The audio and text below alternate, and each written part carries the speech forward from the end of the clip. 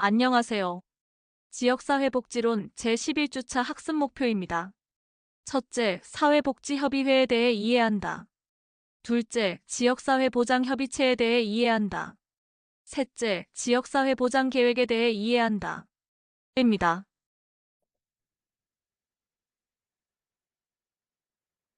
네, 여러분 안녕하십니까? 지난주에 이어서 지역사회복지의 추진 체계와 실천 영역에 대해서 살펴보겠습니다. 자, 오늘 다룰 지역사회복지 추진 체계는 사회복지협의회와 지역사회보장협의체입니다. 특히 오늘은 지역사회복지가 실제 사회복지 현장에서 어떻게 움직이는지 살펴보려고 합니다. 자, 사회복지를 전공하는 학생들이 처음 사회복지를 접할 때 가장 많이 오해하는 부분이 있습니다. 복지는 복지기관이나 시설에서 하는 거 아닌가요? 라고 하는 질문들이 많은데요. 물론 지역사회복지는 이 복지기관이나 시설에서 운영을 하고는 있습니다. 물론 이런 그 복지기관이나 시설은 매우 중요하죠. 그런데 실제 지역에서는 이 단일 복지기관이나 시설만으로는 문제를 해결할 수 없는 경우가 많습니다. 가령 홀로 생활하고 계시는 어르신의 문제라든지 이 고독사 문제라든지 청년들의 고립 문제 등은 복지기관만의 힘으로는 해결하기 어렵다는 것이죠. 자, 그래서 오늘은 이 기관과 기관을 연결하고 민간과 공공을 연결하는 대표적인 추진 체계인 사회복지협의회와 지역사회보장협의체에 대해서 살펴보려고 합니다. 자, 지역사회 복지와 관련해서 이 첫 번째 추진 체계인 사회복지협의회와 관련된 설명을 드릴 텐데요. 이 1990년대까지는 지역사회 복지의 중심이 지역사회 복지관이었다라고 할 수가 있겠죠. 자, 복지관은 주민을 직접 만나서 상담도 하고 다양한 프로그램을 운영하고 있죠. 자, 쉽게 말하면 현장의 실천기관이라고 할 수가 있겠는데요. 2000년대 이후에 상황이 많이 바뀌게 됩니다. 왜냐하면 사회복지의 문제가 훨씬 복잡해졌기 때문이죠. 자, 예전에는 뭐 도시락 지원이라든지 생계 지원에 중점을 두었다면 지금은 정신건강의 문제라든지 돌봄이나 의료, 주거, 고립 문제와 같은 여러 영역이 연결되어 있다라고 할 수가 있겠죠.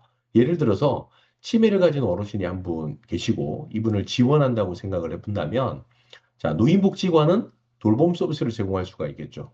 혹은 뭐 장기요양 기관들은 돌봄 서비스를 제공할 수가 있겠고, 보건소는 건강관리를 담당하게 되고, 또 읍면동 행정복지센터에서는 기초생활보장 업무를 담당하고, 또 자원봉사센터에서는 어르신들의 안부를 확인하는 뭐 역할을 하게 되겠죠. 자, 이처럼 기관들을 연결하는 역할이 굉장히 중요해졌고, 그 역할을 수행하는 조직이 바로 이 사회복지협의회라고 하는 협의 조정 기능을 담당하는 협의회가 담당한다라고 보시면 되겠습니다. 자, 그러면 사육지는 다분히 비영리 영역에 해당된다라고 말씀을 계속 드렸는데요. 자, 이제 NPO라고 하는 개념과 NGO라고 하는 개념에 대해서 살펴볼 겁니다. 자, 먼저 NPO라고 하는 것은 Non-Profit Organization, 비영리 조직을 가리키는 용어라고 할 수가 있죠. 중요한 것은 돈을 벌지 않는다라고 하는 것은 아니고요. 수익이 발생하더라도 개인들이 나누어 가지는 것이 아니라 이 이익을 사회를 위해서 사용한다라고 하는 의미죠. 자, 예를 들어서 지역아동센터가 후원금을 받으면 그 돈은 아이들의 급식비나 프로그램 운영비로 사용된다는 것이죠. 자, 수업 자료 화면 하단 부분의 영역을 살펴보시면 NPO는 공공 영역이 아니라 민간 영역에 해당될 겁니다. 자, 그리고 공식 조직과 비공식 조직의 특성에서는 공식적인 조직에 해당한다라고 하는 것을 알 수 있죠. 자, 마지막으로 영리 추구 유무에 있어서는 비영리를 추구한다는 특성을 갖고 있습니다. 자, 따라서 NPO는 영리를 추구하지 않는 민간 비영리 영역에서 주로 활동하고 있는 공식적인 조직을 의미한다라고 볼 수가 있겠죠. 자, 다음엔 NGO가 되겠습니다. Non-Government Organization이라고 하는 건데 비정부 조직 뭐 같은 의미죠. 이 NPO라고 하는 개념과 NGO 개념을 살펴본다면 이 NGO는 NPO와 유사한 용어로 사용되고 있습니다. 하지만 규모 면에서 본다 그러면 일반적으로 NGO는 NPO에 속해 있는 하위 개념으로 이해하는 것이 바람직하다라고 말씀드릴 수가 있겠습니다. 자, NGO는 비정부 조직이라고 말씀을 드렸고요.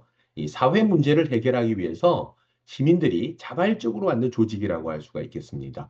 특히 인권이라든지 환경에 대한 문제라든지 여성의 문제라든지 장애인의 권리와 같은 사회적 이슈를 다루는 경우가 많고요.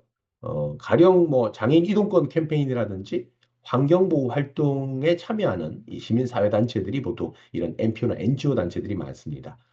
자, 여러분들은 최근 뉴스나 소셜미디어와 같은 SNS를 통해서 이 NGO 활동을 보신 적이 있으신가요?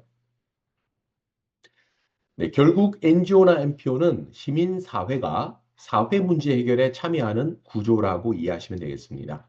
자, 주로 개발도상국이라든지 국제사회를 무대로 활동하고 있는 비정부 단체 또한 이런 NGO라고 하기도 한다라는 점을 기억해 주시면 되겠습니다. 자, 그렇다면 왜 이러한 NGO나 NPO와 같은 비정부 조직 혹은 비영리 조직들이 필요할까요? 자, 바로 핵심은 정부와 시장의 실패 혹은 한계 때문이라고 할 수가 있겠습니다.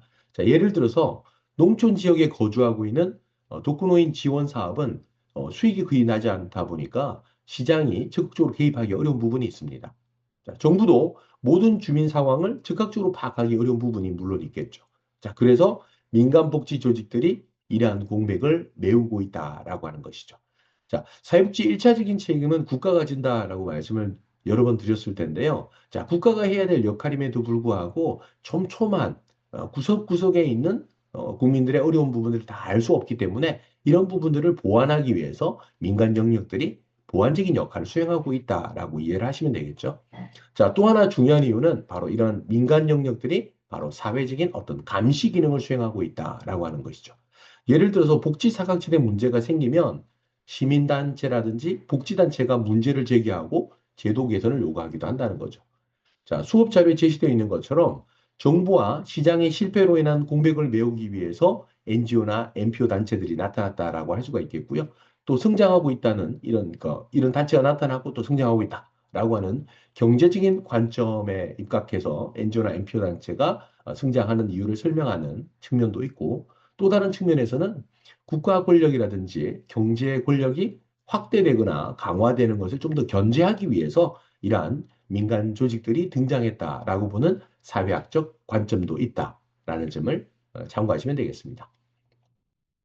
자, 일반적으로 사회복지기관은 대부분 직접적인 서비스를 제공하죠. 자, 이러한 기관을 사회복지 유형 분류에서는 1차 기관으로 분류하고 있습니다.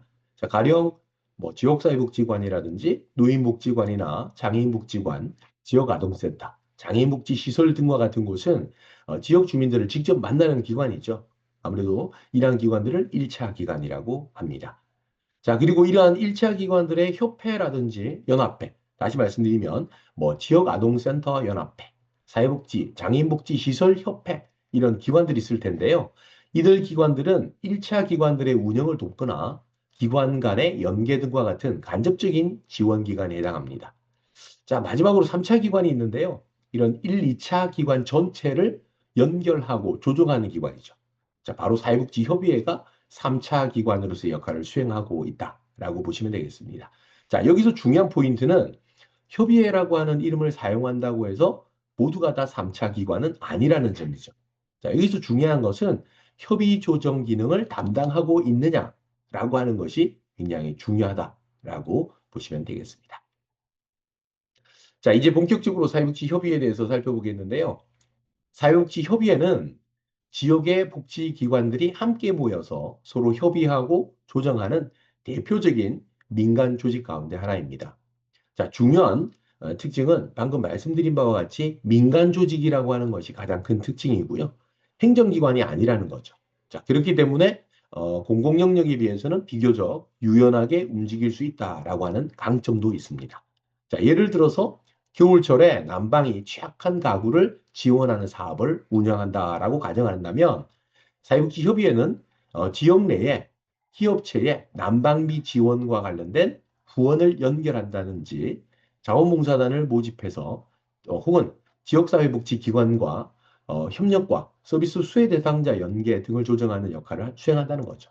자, 다시 말해서 사회복지협의회는 일종의 네트워크 허브 역할을 한다라고 볼 수가 있겠습니다. 자, 또한 사회복지협의회는 이 지역사회 조직과 사회복지 행정 이론을 근거로 해서 설립되었고요. 여기에 근거해서 운영되고 있는 전문적인 기관이다라고 이해를 하시면 되겠습니다.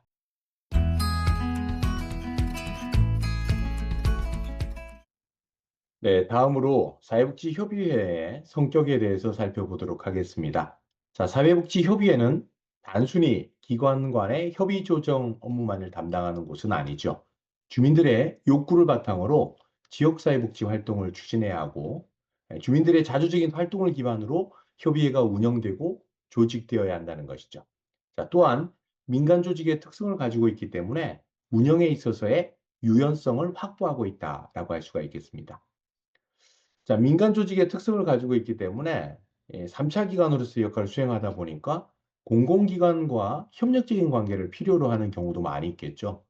자, 이 밖에도 지역사회 조사를 위한 계획 수립 등과 관련한 전문성을 발휘해야 하는, 전문성을 발휘해야 하는 활동을 수행해야 하는 경우들도 있다라고 보시면 되겠습니다.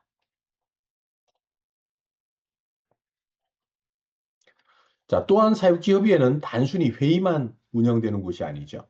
자, 주민들의 다양한 욕구를 파악하기 위한 조사 연구는 물론이고, 지역사회복지 증진을 위한 다양한 정책에 대한 개발, 그리고 사회복지 종사자들에 대한 교육 훈련이라든지 자원봉사 활성화와 같은 여러 기능들도 수행하게 됩니다. 자, 예를 들어서 지역에서 고독사 문제가 증가하게 되면 지역 실태 조사를 실시하고 또 고독사를 예방하기 위한 사업을 자치단체 등에 제안을 할 수가 있겠죠. 자, 여러분은 지역사회복지에서 가장 중요한 것이 무엇이라고 생각을 하십니까? 자, 예산일까요? 아니면 이 사회복지 시설이나 기관일까요? 아니면 인력일까요? 자, 실제 사회복지 현장에서는 이러한 예산도 시설도 인력도 아닌 기관과 기관 간의 연결이 굉장히 중요합니다. 자, 좋은 자원이 있다고 하더라도 이런 것들이 연결되어 있지 않으면 주민들에게 서비스를 제공할 수 없고 또 이분들은 서비스를 제공받지 못하는 경우가 발생하기도 한다는 거죠. 자, 다음은 우리나라 사회복지협의회의 조직 현황에 대해서 살펴보겠습니다. 자, 한국사회복지협의회는 지난 1952년 전국 사회사업가 대회에서 한국사회사업연합회 창립을 시작으로 조직되었고요. 초기에는 사단법인 형태를 취하고 있다가 1970년에 사회복지법인 한국사회복지협의회로 명칭이 변경되게 됩니다. 하지만 당시에는 법정단체는 아니었고요. 1983년도 사회복지사업법 개정을 통해서 사회복지 법인으로서 법정단체로서 인정을 받게 되었다라고 보시면 되겠습니다. 자, 광역시도 단위의 사회복지협의회는 1984년에 조직되기 시작했고요. 1998년 사회복지사업법 개정을 통해서 독립된 사회복지법인으로 인정을 받게 되었다라고 보시면 되겠습니다. 자, 또한 시군구 단위 사회복지협의회는 1995년도에 강원도 원주시에서 최초로 시작되었고요. 2003년 사회복지사업법 개정을 통해서 독립사회복지법인으로 인정을 받게 되었다라고 보시면 되겠습니다. 자, 방금 제가 자꾸 그 독립법인으로 인정을 받았다라고 말씀을 드렸는데 이게 어떤 의미냐면 자, 기존의 한국사회복지협의회는 한국사회복지협의회 전라남도 지회, 전라남도 사회복지협의회 순천시 지회 형태로 운영이 되었다면 지금은 어떻게 운영되느냐? 한국사회복지협의회도, 전라남도 사회복지협의회도, 순천시 사회복지협의회도 각각 개별적이고 독립적인 사회복지법인으로 설립되어져서 운영되고 있다라고 하는 것을 의미한다라고 보시면 되겠습니다. 자, 사회복지협의회가 안정적으로 운영되기 위해서는 무엇보다 재원의 확보가 중요하겠죠. 이 사회복지협의회가 운영되려면 사무국 운영비를 비롯해서 종사자에 대한 뭐 인건비라든지 사업비 이런 것들도 구성되어 있고요. 자, 이런 것들을 마련하기 위해서 지자체 보조금이라든지 공동모금의 지원금이라든지 회비 수입이라든지 후원금이라든지 수익사업 등과 관련된 다양한 재원을 통해서 운영이 되고 있습니다. 자, 다만 시군구 단위 사회복지협의회는 이 3차 기관으로서 협의 조정 업무를 담당해야 되는 3차 기관으로서의 협의회 조직이기는 하지만 이 안정적인 운영을 기하기 위해서 지역 단위의 밀착형, 주민 밀착형 사업을 수행하게 되는 경우가 종종 있다는 것이죠. 자, 아무래도 현실적인 어려움 때문이겠죠. 자, 결국 가장 큰 문제 중 하나는 이 재원, 재정의 문제다라고 하는 것이죠. 자, 앞서 말씀드린 바와 같이 사회복지협의회는 지자체 보조금이라든지 회비 수입 등에 의존하기 때문에 이 지역에 따라 재정 상황에 따라서 차이가 크다라고 하는 것이고요. 그래서 주민들의 참여와 민간 자원의 연계가 굉장히 중요하다라고 하는 것입니다. 자, 예를 들어서 자, 기업이 지역사회 공헌 활동으로 후원을 하게 되면 사회복지협의회가 이를 취약계층, 지역에 있는 취약계층 사업으로 연결할 수가 있겠죠. 자, 실제 지역에서는 뭐 명절 지원 사업이라든지 김장 나눔이라든지 긴급 생계 지원 등과 같은 사업들을 이 사회복지협의회가 중심이 되어져서 운영하는 경우들이 종종 있다고 보시면 되겠습니다. 자, 그렇다면 시군구 단위 사회복지협의회는 사회복지 현장의 전문가를 비롯해서 사회복지 시설이나 기관에 종사하는 사회복지사, 시민사회단체 활동가, 지역구의 시의원, 시군구 의원이라든지 사회복지 담당 공무원이나 기타 지역복지 활동에 관심 있는 기관과 단체, 시민 등 다양한 사람들이 참여하고 있다고 보시면 되겠습니다. 자, 사회복지사법 제36조의 운영위원회 구성 기준을 보시면 운영위원으로 참여할 수 있는 분들입니다. 자, 시설의 장, 시설 거주자 혹은 이용자 대표, 시설 거주자 혹은 이용자의 보호자 대표, 시설 종사자 대표, 해당 시군구 소속 사회복지 업무 담당 공무원, 후원자 대표 또는 지역 주민, 공익단체에서 추천한 사람, 그 밖에 시설의 운영 또는 사회복지에 관하여 전문적인 지식과 경험이 풍부한 사람 등으로 구성할 수 있다라고 규정을 하고 있습니다. 자, 대부분의 사회복지 시설이나 기관에서는 이러한 운영위원회를 설치해서 연간 사업에 대한 계획이라든지 사업 결과에 대한 평가, 예산이나 결산에 대한 부분을 심의를 하게끔 법에 규정하고 있다라고 하는 것을 알 수 있겠죠. 자, 이상에서 살펴본 사회복지협의회가 활성화되기 위해서는 무엇보다 주민의 참여를 활성화하는 노력이 필요하고요. 지역사회복지의 위상 강화를 위한 노력은 물론 안정적인 운영을 위한 재원의 확보가 절실합니다. 자, 이 밖에도 지역사회복지에 관심 있는 다양한 이해관계 집단의 구성원들의 참여가 이루어질 수 있는 분위기 혹은 환경을 마련할 필요가 있겠죠. 자, 지자체가 지원하는 주민 밀착형 복지 사업을 수행하기 위해서는 우리 지역의 대표적인 사례로 이 공군사회복지협의회를 살펴볼 필요가 있겠는데요. 이 자세한 사항은 협의회 홈페이지의 조직 현황을 살펴보시면 됩니다. 자, 왜냐하면 2026년 5월 현재 기준으로 222명의 종사자가 근무하고 있는 것을 확인하실 수가 있겠습니다. 아무래도 지역사회복지협의회는 협의 조정을 하는 3차 기능임에도 불구하고 운영의 안정성과 관련된 부분 때문에 혹은 지역의 여건상 사회복지법인이 설치 운영되고 있지 않은 시군 단위는 이런 사회복지협의회가 주민 밀착형 사업을 직접적으로 수행하게 되는 1차 기관으로서의 역할을 수행하는 곳들도 많이 있다라고 하는 것이죠. 자, 그래서 고흥군사회복지협의회 역시 고흥군 시니어 클럽과 고흥군 자활센터, 지역 자활센터를 함께 운영하고 있기 때문에 이와 관련한 서비스 제공 인력을 포함한 종사자 현황이라고 할 수가 있겠죠. 자, 작은 시군구 단위 사회복지협의회에 222명의 종사자가 근무하고 있다. 이건 엄청나게 대단한 일이라고 볼 수가 있겠죠. 자, 두 번째로 살펴볼 지역사회복지 추진체계는 바로 지역사회보장협의체입니다.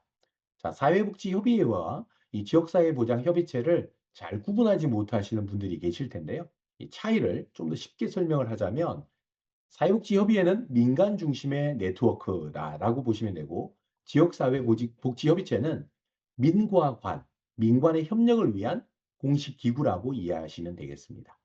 자, 지역사회보장협의체는 지역의 사회보장 정책을 민간 영역과 공공 영역이 함께 논의하는 구조라고 하는 것이죠. 자, 예를 들어서 지역의 청년 고립 문제가 늘어난다라고 하면 행정기관은 물론이고 지역의 정신건강복지센터라든지 학교나 청년단체 등이 함께 이러한 문제를 해결하기 위해서 논의를 하게 되겠죠.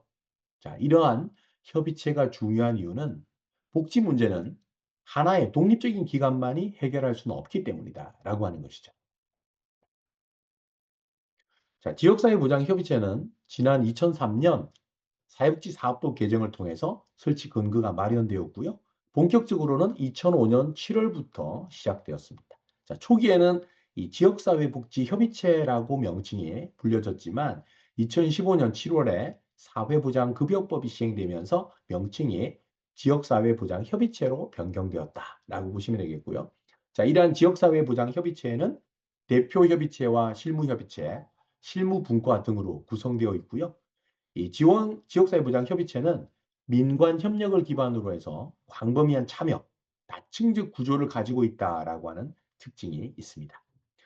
자, 사회보장급여법 제41조에 따르면 시장, 군수, 구청장은 지역의 사회보장을 증진하고 사회보장과 관련된 서비스를 제공하는 관계기관이라든지 법인, 단체, 시설과 연계 협력을 강화하기 위해서 시군구 단위의 지역사회보장협의체를 두도록 규정하고 있다라고 하는 것이고요. 동법의 35조에 의거해서 지역사회보장계획에 대한 지역사회 보장에 관한 계획을 수립할 수 있도록 법적인 근거를 마련해 두고 있다라고 보시면 되겠습니다. 자, 그러면 지역사회 보장 협의체가 등장하게 된 배경을 한번 살펴볼 필요가 있겠는데요. 우리가 지난 시간에 다뤘던 것처럼 1980년대 이후에는 우리 지역사회마다 다양한 문제들이 생겨나기 시작했고, 이러한 문제에 대응하기 위한 지역사회 추진 체계로서 지역사회 복지관이 급격하게 증가했다라고 말씀드린 바 있습니다. 자, 이 외에도 지역별로 자원봉사센터가 설치되면서 전국 단위로 확대가 되어졌고, 1990년대 중반에는 이 보건소와 이 복지기관의 기능을 통합한 보건복지부 사무소, 보건복지사무소 시범 사업이 운영되기도 했고요. 이 사회복지 공동모금회가 98년도에 설립되어졌고, 또 2000년대 이후에는 사회복지 시설에 대한 평가 제도가 또 도입되었죠. 자, 이후에도 사회복지 협의체 조직을 위한 사회복지 사업법 개정 노력들이 여러 차례 개정이 이루어졌고, 그러다가 2015년 7월에 이 사회보장급여의 이용, 제공 및 수급권자 발굴에 관한 법률이 시행되는 등 우여곡절을 거쳐서 지역사회보장협의체가 태동하게 되었다라고 보시면 되겠습니다. 자, 사회보장급여법은 사회보장기본법에 따른 사회보장급여의 이용 및 제공에 관한 기준과 절차 등 기본적 사항을 규정하고, 지원을 받지 못하는 지원 대상자를 발굴해서 지원을 함으로써 사회보장급여를 필요로 하는 사람의 인간다운 생활을 할 권리를 최대한 보장하고, 사회보장급여가 공정하고 효과적으로 제공되도록 하며, 사회보장제도가 지역사회에서 통합적으로 시행될 수 있도록 그 기반을 구축하는 것을 기본적인 목적으로 하고 있습니다. 자, 법 제1조에 명시되어져 있는 이 법 제정의 목적이다라는 것이고요. 자, 동법 제35조에 따르면 지역사회 보장계획은 지역복지의 중장기 계획입니다. 따라서 4년 단위로 수립을 하고요. 매년 시행계획을 만듭니다. 자, 중요한 것은 이러한 과정에 주민의 의견을 반영한다라는 점이죠. 자, 예를 들어서 주민 욕구를 조사해 봤더니 우리 지역에 청소년들의 문화 공간이 부족하다라고 하는 의견이 많이 나왔다고 한다면, 이러한 욕구를 지역사회 보장 계획에 관련 사업으로 포함시킬 수가 있겠죠. 자, 또 계획에는 단순 사업만 들어가는 것이 아니라 사업을 통해서 달성하고자 하는 목표라든지 소요 예산이라든지 전달 체계나 사각지대를 어떻게 발굴할 것이고, 성과는 어떻게 관리할 것인지, 이러한 성과 지표까지 포함되어 있습니다.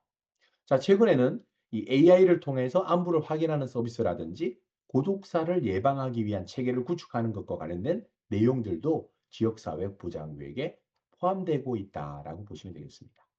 자, 또한 지역사회 보장계획의 수립이나 지원 등을 위해서 지역 내 사회보장과 관련된 실태와 지역 주민의 사회보장에 관한 인식 등에 필요한 조사, 일명 지역사회보장조사를 실시할 수 있도록 법에서 규정을 하고 있다라고 보시면 되겠습니다. 자, 지역사회보장협의체와 관련해서 가장 중요한 부분 중에 또 하나는 바로 이 지역사회보장계획의 수립 절차라고 하는 건데요. 이 과거에는 이 지역사회마다 뭐 특별히 이런 주민들의 욕구를 기반으로 해서 지자체의 어떤 정책을 수립하는 예가 많지는 않았습니다. 중앙정부가 어떤 정책이나 제도를 만들어 놓고 위에서 아래로 내리는 탑다운 방식의 이런 계획들이 많았다. 그러니까 이런 제도들이 많았다라고 한다 그러면, 이 아래로부터의 정책이 만들어지는 과정의 대표적인 예가 바로 이 지역사회보장계획이라고 생각하시면 되겠습니다.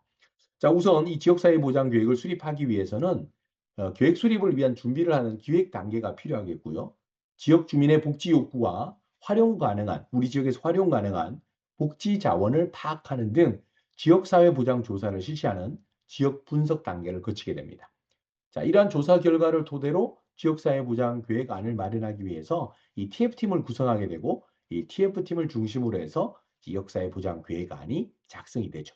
자, 이후에 다양한 방식으로 뭐 주민공청회라든지 뭐 타운홀 미팅이라든지 이런 방식, 다양한 방식을 통해서 주민들의 의견을 수렴하게 되고요. 이렇게 해서 수립된 지역사회보장 계획은 시군구 단위의 지역사회보장 협의체 심의를 거쳐서 시군구 의회에 보고를 하게 되고 이 보고를 그친 다음 최종 계획안을 광역시도에 제출을 하죠. 자, 이렇게 제출된 시군구 단위 지역사회보장 계획은 공고라든지 조정이 필요한 부분들에 있어서는 좀 수정 보완을 하고 이렇게 수정 보완된 광역시도의 지역사회보장 계획은 시도 단위의 사회보장위원회 심의를 거쳐서 광역시도 의회에 보고를 하게 되고 보고를 마치고 나면 이 보건복지부로 이제 제출을 하게 되죠. 자, 제출된 지역사회보장 계획은 권고사항이나 조정사항 등을 반영해서 최종 계획안을 수정하고 이후에 이를 확정을 하게 됩니다. 자, 이로써 대한민국의 아래로부터의 지역사회보장 계획이 완성된다라고 생각을 하시면 되겠습니다. 자, 다음 수업 자료는 시군구 단위 지역사회보장 계획 수립의 기본 절차와 참여 주체별 역할을 나타내고 있는 그림입니다. 그림은 참고를 해주시면 되겠고요. 자, 그렇다면 이러한 지역사회보장 계획에는 과연 어떠한 내용들이 포함될까요? 자, 사회보장급여법에서는 시군구 지역사회보장계획에는 다음의 사항을 반드시 포함하도록 규정을 하고 있습니다. 자, 우선 지역사회보장 수요의 측정이라든지 목표 및 추진 전략과 지역사회보장의 목표를 점검할 수 있는 지표인 지역사회보장 지표의 설정 및 목표, 지역사회보장의 분야별 추진 전략과 중점 추진 사업 및 연계 협력 방안, 지역사회보장 전달 체계의 조직과 운영, 그리고 사회보장급여의 사각지대 발굴 및 지원 방안, 지역사회보장에 필요한 재원의 규모와 조달 방안, 지역사회보장에 관련된 통계 수집 및 관리 방안, 지역 내 부정수급 발생 현황 및 방지 대책, 그 밖에 대통령령으로 정하는 사항 등을 포함하도록 규정을 하고 있습니다. 자, 2026년 현재 제5기 지역사회보장계획이 추진 중에 있고요. 이전 지역사회보장계획과 관련된 자료는 수업 자료 화면에 지역사회보장 균형발전지원센터 홈페이지를 방문하시면 관련된 자료들을 확인하실 수가 있겠습니다.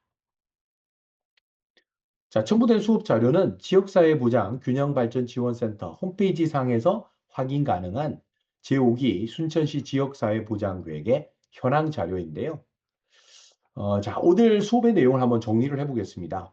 자, 지역사회복지는 단순히 서비스를 제공하는 것만으로 이루어지지는 않습니다. 자, 기관과 기관, 민간과 공공, 주민과 행정이 연결되어야 한다는 거죠. 자, 그리고 그 연결 구조의 핵심이 바로 오늘 배웠던 사회복지협의회와 지역사회보장협의체라고 하는 것이죠. 자, 현장에서는 결국 이러한 협력이 가장 중요하다라고 하는 의미입니다. 자, 아무리 좋은 기관이 있다라고 하더라도 서로 연결되어 있지 않으면 주민들은 도움을 받기 어렵겠죠. 자, 여러분이 앞으로 사회복지사가 되신다면 이 단순한 프로그램 운영자가 아니라 지역 사회를 연결하는 실천가가 되셔야 한다라고 말씀드릴 수 있겠습니다. 자, 여러분이 지역사회복지를 실천하는 사회복지사가 되신다면 우리 지역에서 가장 먼저 해결해 보시고 싶으신 문제는 어떤 것이 있을까요? 다음 시간에 뵙겠습니다.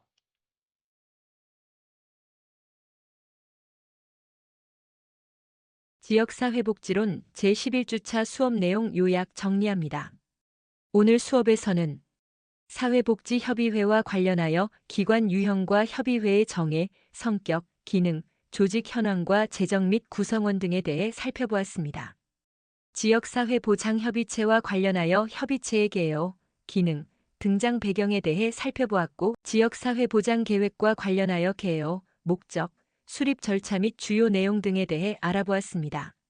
지역사회복지론 제12주차 수업 안내 드립니다. 다음 주에는 사회복지 조직 홍보를 위한 조직 이미지 관리하기, 홍보기획 운영하기에 대해 살펴보겠습니다. 모든 활동을 통해 기관 CI 분석 및 신규 CI 제작과 기관 홍보 자료를 제작하고자 합니다. 모든 별, 노트북 등을 사전 준비해 주시면 감사하겠습니다.